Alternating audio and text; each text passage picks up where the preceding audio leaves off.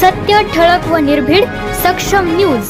जतसह परिसरातील बातम्या पाहण्यासाठी सक्षम न्यूजला सबस्क्राईब करा.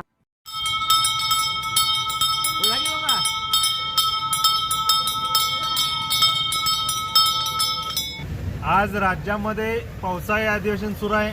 या पावसाळी अधिवेशनाच्या पार्श्वभूमीवरती जत तालुक्यातील प्रमुख प्रलंबित प्रश्नाकडे राज्य शासनाचं लक्ष वेधण्यासाठी घंटानाद आंदोलन जत प्रशासकीय भवन समोर सुरू आहे. या तालुक्यातील प्रामुख्यानं या तालुक्याचं विभाजन झालं पाहिजे.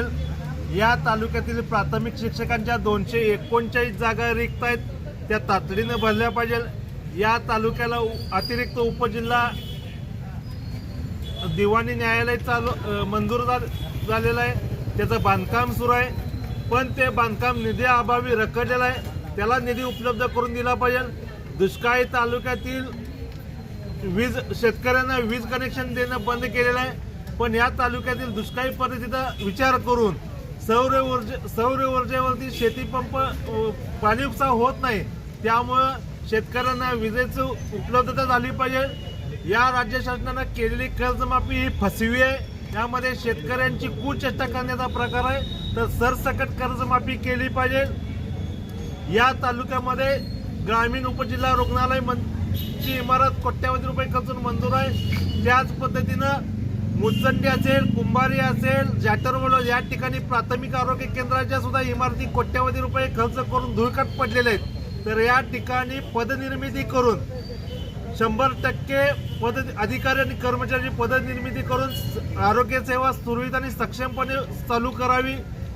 सुसज्ज बस स्थानक करावं.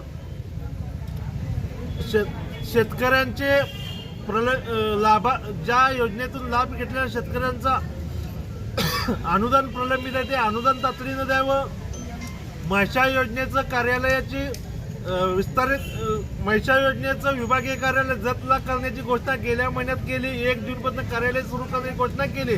त्या संबंधाने परिपत्रक काढलं, पण प्रत्यक्षात कारभार मात्र अजून सांगलीतून चालू आहे.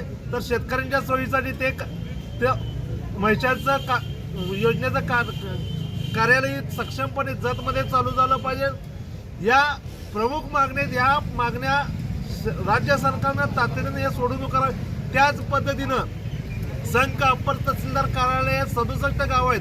त्या कार्यालयात फक्त 2च अधिकारी आणि कर्मचारी पद आहेत. तिथेही पदनिर्मिती करून ते कार्यालय सक्षम करावं, जेणेकरून पूर्व भागातील शेतकऱ्यांना, पूर्व भागातील नागरिकांना त्या कार्यालयाचा लाभ घेता येईल. त्याच पद्धतीनं ज्या ठिकाणी उपविभागीय पोलीस अधिकारी आहेत त्या प्रत्येक ठिकाणी स्वतंत्र वाहतूक शाखा आहे, पण एकमेव या जिल्ह्यातील जत हे एकमेव आहे जिथं उपविभागीय पोलीस अधिकारी कार्यालय असताना सुद्धा वाहतूक शाखा केलेली नाही. त्याच पद्धतीने जत हा क्षेत्र पाहण्यात मोठा असलेला तालुका आहे आणि या तालुक्यामध्ये 2 पोलीस ठाणे आहेत, एक जत आणि उमदी. तिथंही अधिकारी आणि कर्मचाऱ्यांचा तुटवडा आहे. हा तालुका सीमावर्ती भागातील तालुका आहे. या तालुक्यातील गुन्ह्यांचं प्रमाण मोठ्या प्रमाणात आहे. त्यामुळे या तालुक्यात संख असेल, डफळापूर असेल, कुंभारी असेल, या संघ सारख्या ठिकाणी पोलीस स्टेशनची नवीन निर्मिती करावी आणि ग्रामीण आउटपोस्ट जे आहेत पोलीस चौकी आहेत त्या अजून सक्षम करावेत. तिथं 1 अधिकारी 4 कर्मचाऱ्यांची नियुक्ती करून ते सक्षम करावे. पोलीस प्रशासनाचा ताण कमी करावा, तसंच त्यांच्या निवासस्थानाची व्यवस्था करावी.